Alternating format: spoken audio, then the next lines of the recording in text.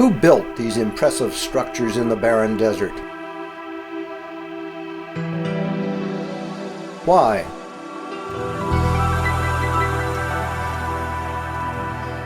NASA satellite imagery reveals these long, straight roads in the desert.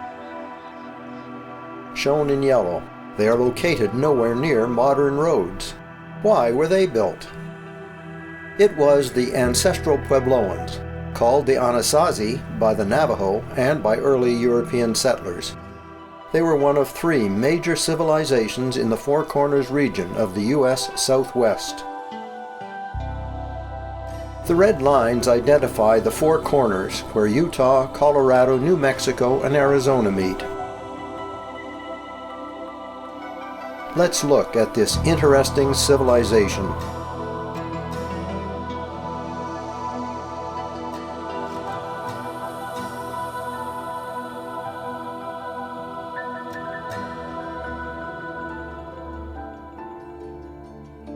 There were four major settlements occupied by the ancestral Puebloans. Canyon de Chelly, Keet Seal, Mesa Verde, and Chaco Canyon. These cultures were epitomized by the massive, imposing structures they built. Canyon de Chelly, Keet Seal, and Mesa Verde were all cliff structures. Chaco Canyon appears to have become the center of the culture, as indicated by the roads that led to each of the great houses there. Canyon de Chelly has been occupied by the Navajo since about 1000 CE. But the cliff houses that can still be seen there show that it was previously occupied by the ancestral Puebloans.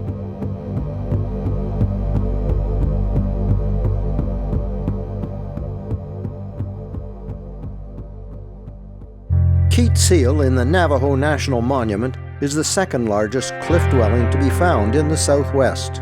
It is a tough 8.5-mile hike up a stream bed, particularly navigating the quicksand after the stream has flooded, but well worth the effort. Two other Canadians started on the trail at the same time as me. After a short distance, I left them behind. Later, Peggy, a volunteer ranger, passed me on the trail. After we got to the campsite and waited out the rain, the ranger encouraged us to wade the stream and tour the ruins.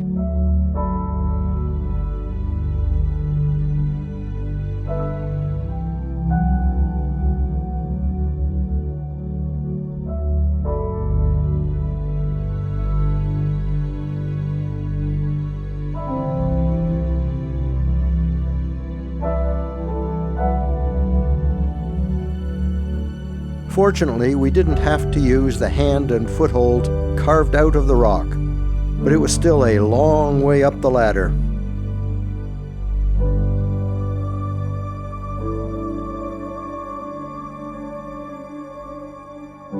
Because the remote location limited the number of visitors, Keet Seal was the best set of ruins I saw.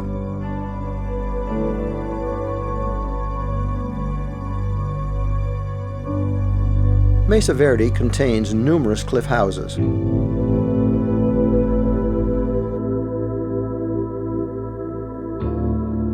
Cliff Palace, the largest, with 150 rooms and 23 kivas.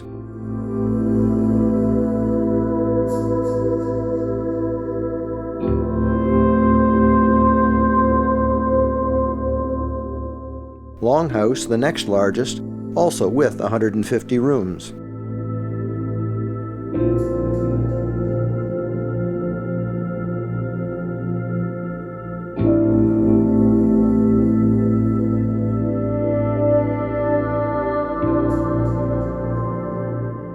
Balcony House, where we have some interior views.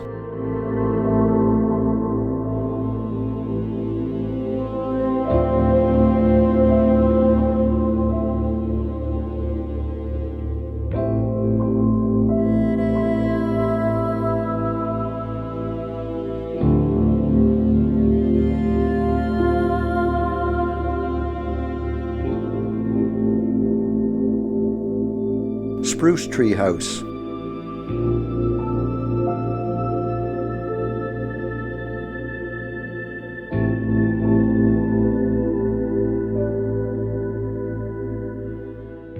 Oak house.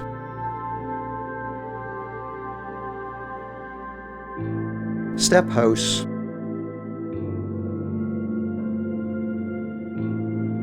And square tower house. Access to these structures was up a long, steep ladder. Kivas were the religious and ceremonial spaces.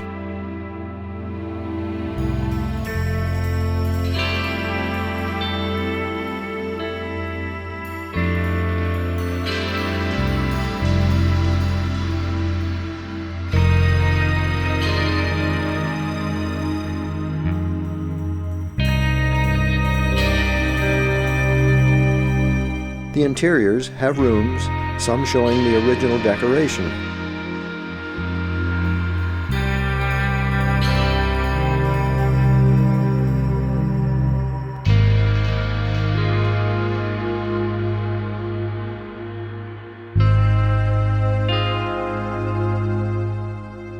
Water was available from seeps in the rock and filtered as it flowed through these small indentations created in the rock.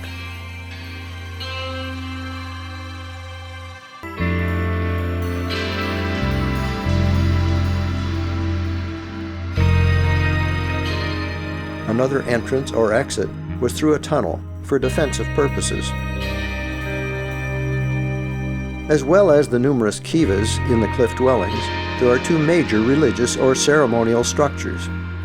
The Sun Temple on the mesa top is thought to have been an astronomical observatory. It is D-shaped and aligned with significant positions of both the sun and the moon.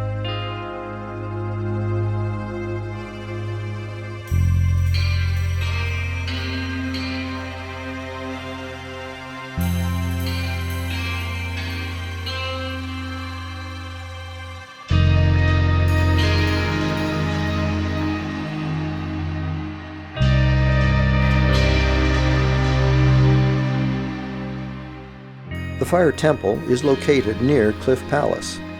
Its size and carefully crafted symmetrical features suggest community-wide ceremonial gatherings.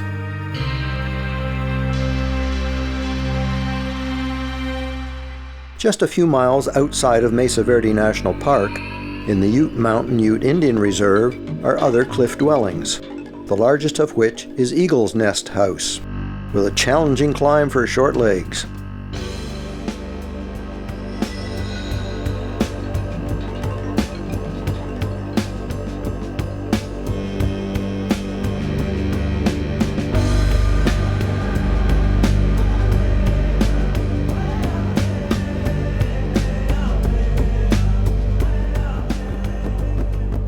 This petroglyph was used by the ancestral Puebloans to identify the summer solstice and keep track of the seasons for planting and harvesting.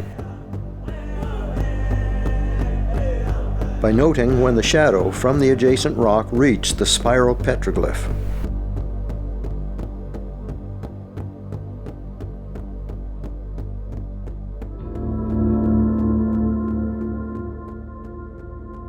Chaco Canyon became the center of this culture. Located in the middle of New Mexico, it is an hour's drive from the closest paved highway. The great houses located here, although quite different from cliff houses, use design details similar to Mesa Verde.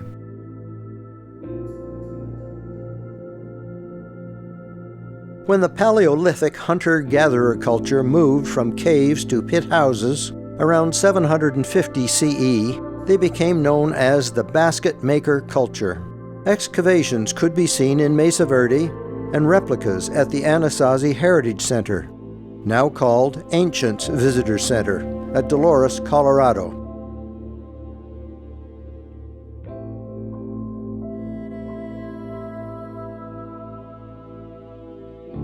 This example of a family kiva at edge of the Cedar State Park in Utah allows us to see the entry to these kivas through the roof.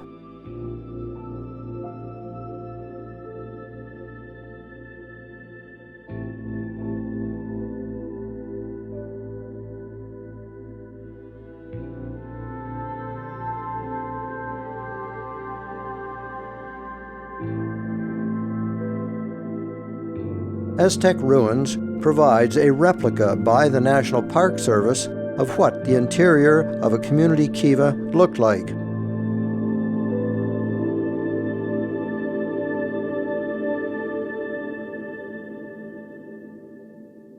Pueblo Bonito was the largest great house in Chaco Canyon.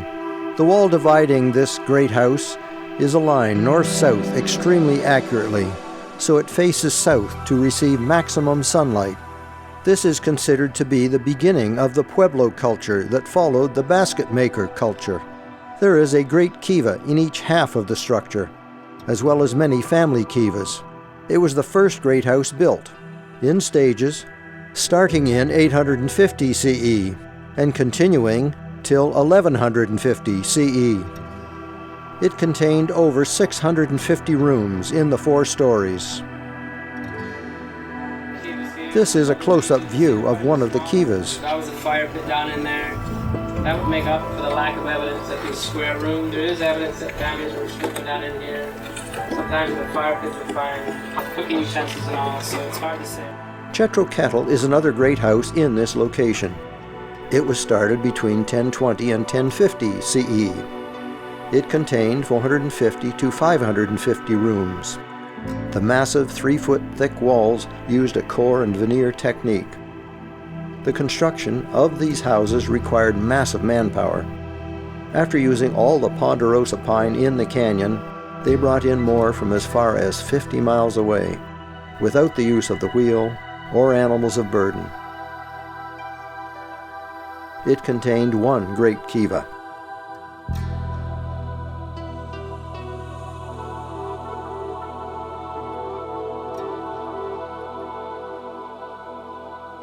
Near Chetro Kettle is the 4th largest great house, Pueblo del Arroyo.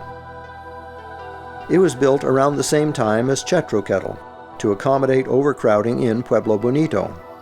It contained 14 family kivas, but no great kiva.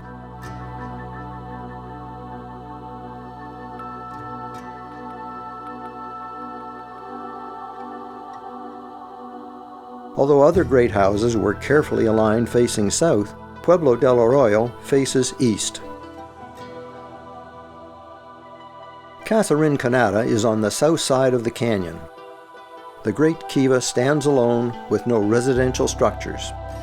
It has opposing T-shaped portals on a north-south line that passes within 4 inches of the center of the structure. At sunrise, on the summer solstice, the sun illuminates a niche on the opposite wall.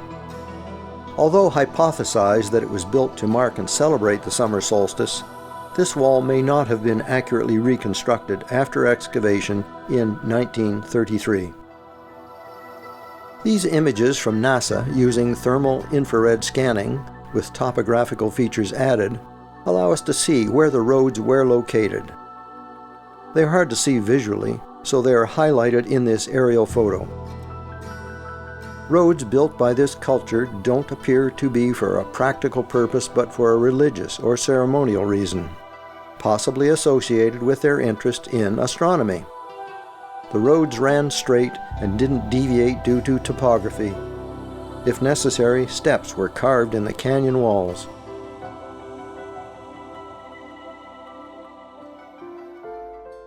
As already seen in the Ute Mountain Ute Reserve and in Casa Rinconada, the Chacoans put decades and probably centuries into tracking the sun and the moon. Another significant location in Chaco Canyon is on Fajada Butte, where the Sun Dagger is located. In 1978, 3 slabs of rock were noticed to be directing light onto a spiral petroglyph. Unfortunately, earthquakes have subsequently moved these slabs, but earlier research concluded that they would have had to have been put in their previous location by humans. Further observation determined that significant solar events were indicated by this feature that was subsequently named the Sun Dagger. The summer solstice, the winter solstice, and the autumnal equinox.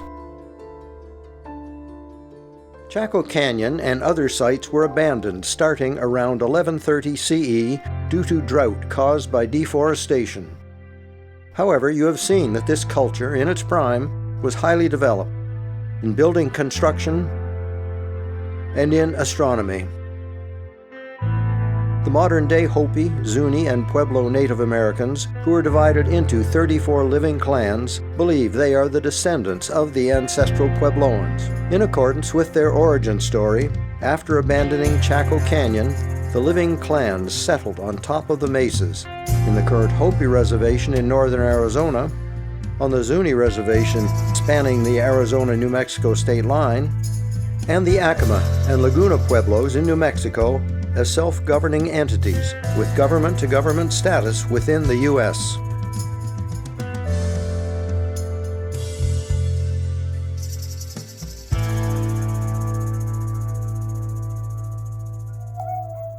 I have not attempted to explain the mysteries of the Chacoan culture. Others more knowledgeable than me have spent many years studying them. My aim has been to make this extraordinary culture better known.